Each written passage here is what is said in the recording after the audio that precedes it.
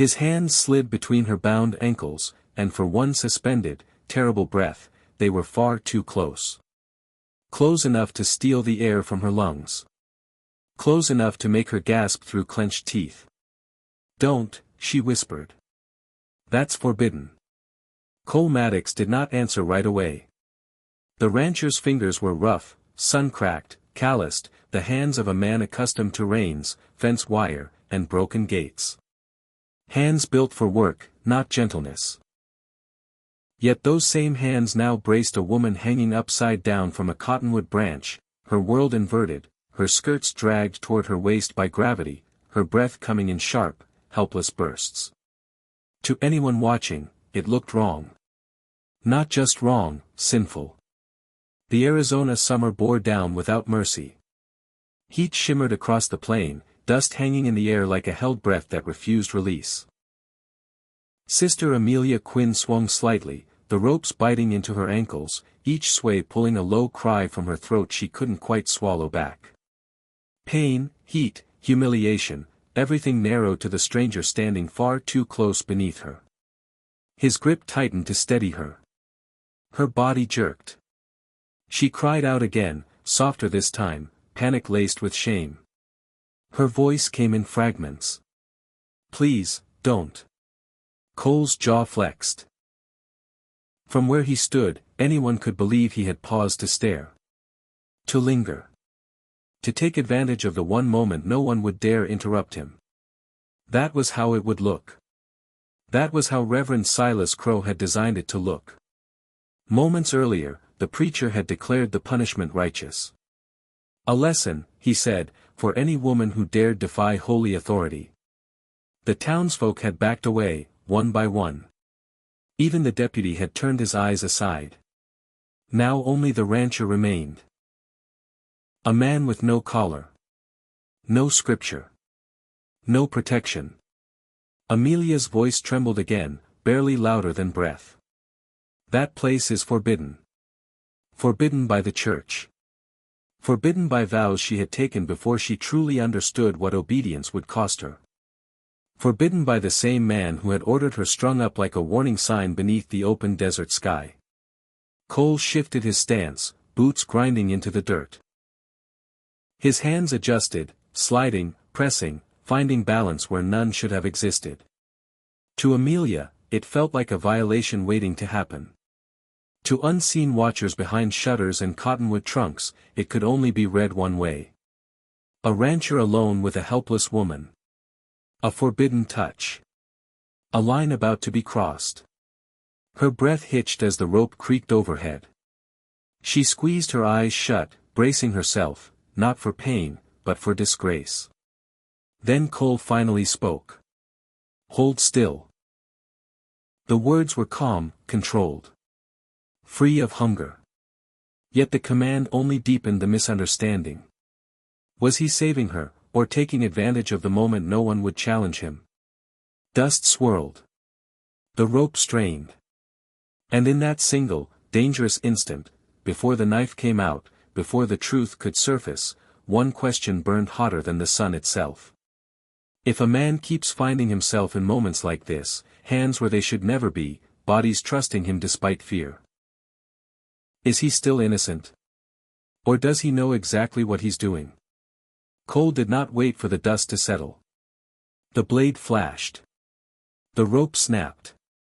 The branch went still, and Sister Amelia dropped hard into his arms, the impact knocking the breath from both of them. For one suspended second, she was pressed against his chest, tangled skirts, racing heart, nowhere to look but up into his face. Then he set her down. Steady. Close. Closer than the town would ever approve. She tried to stand. Her legs buckled. "Easy," he said. The word was plain. Almost gentle. To anyone watching from a distance, it might have sounded like something else entirely. The deputy cleared his throat. Reverend Crow did not speak. He smiled. Cole knew that smile. It was the kind that waited for rumors to do the work. Without ceremony, Cole lifted Amelia onto his horse. One arm under her knees, the other at her back. She flinched at his touch. Not from pain, but from memory. From how close his hands had been moments earlier. "You shouldn't," she whispered. "I know," he replied, already swinging into the saddle. They rode hard, dust trailing behind them like a promise that would not fade. The cottonwoods thinned as they reached the Santa Cruz River. The air cooled. The world felt less crowded, less watchful. Cole's ranch sat low and quiet, nothing fancy. A porch. A wind pump. A patch of shade that felt like mercy itself. He carried her inside and set her on the narrow bed, then turned away long enough to fetch water and clean cloth. She watched him from the corner of her eye. Men like him were not supposed to be careful. When he knelt to check the rope burns, her breath caught. The fabric of her habit had shifted during the ride. Heat and motion undoing what vows had wrapped tight. She tensed. He noticed. "I'm not here for that," he said, not looking up. His voice sounded tired. Like a man who had been defending himself from the same accusation his whole life. He worked quickly, eyes lowered, hands steady. When he paused, when she knew he could see more than she wished him to, he stood, pulled a blanket over her knees, and said nothing. That small act confused her more than the rescue. Outside, the wind pump creaked. Somewhere far off, a horse whinnied.